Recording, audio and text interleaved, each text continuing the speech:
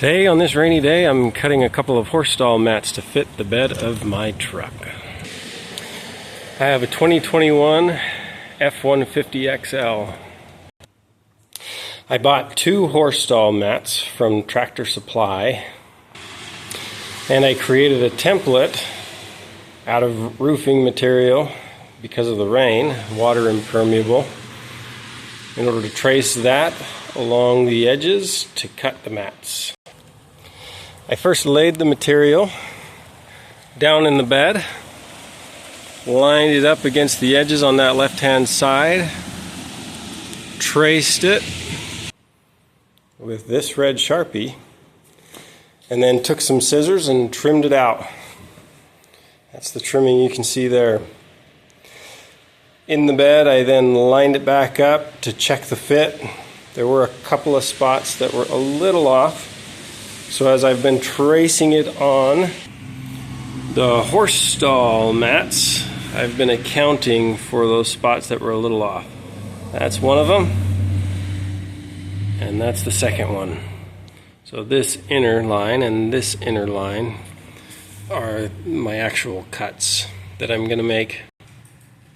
As you can see, I've already made the cuts on this left-hand side. I also, lining these 2 horse stall mats up, there's the seam right there.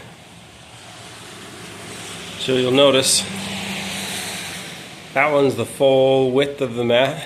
This one I trimmed, and this is the portion that I trimmed off. I've been using, oh, it's over here. I've been using my jigsaw with a short, thin metal blade. It has gotten a little smoky. I'm not going to tell you that's the best blade, but it has been working, and it's made some pretty clean cuts. I've been using straight edge on this level, straight edge on that level. Dang it, I showed you my messy garage. Using my square. I've been vacuuming up as I go. I've been using my tape measure. I used some tape to get this to sit still as I drew it on. One thing to note, that's painter's tape. It does not stick well at all to these mats. So I've been having to tape on the edge, wrap it underneath in order to get it to stay. There might be a tape that will adhere better, but it doesn't stick well. You'll notice this material's width is not wide enough for the full width of the truck. My template is just on the one edge. I used it, the other side flipped up to trim that side, then flipped it over to trim this side. In order to get the right width, I measured from inside to inside of the bed of my truck, and then with, of course, the tape measure, and then I marked off. It's 5 foot 5 inches. Marked off a couple places here, marked off on the front end here, and then I, with my straight edge, made sure I got the square and the straight edge, the straight line to mark that, lined up my template, taped it down, and then traced the rest of the template. You'll notice these mats are 3/4 of an inch thick.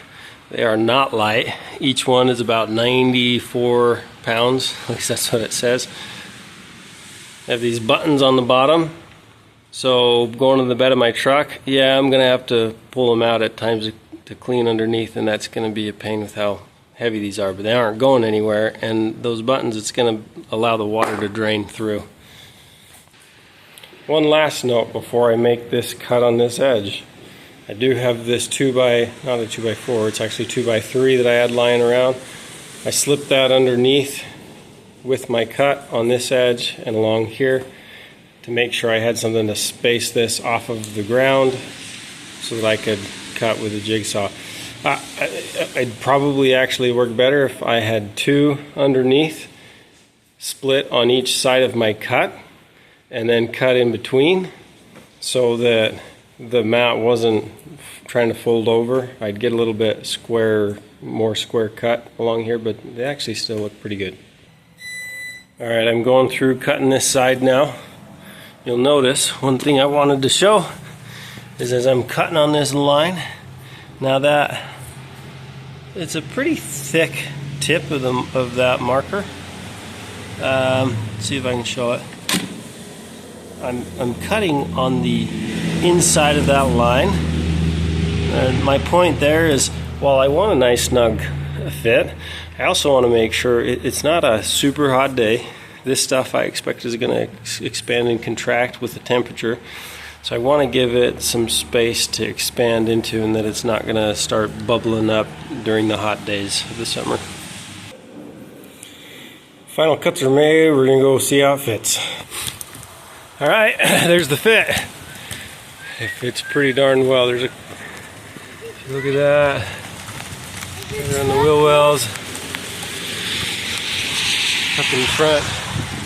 I'm not going to tell you this is absolutely the way to go, but I am going to tell you I'm happy with it.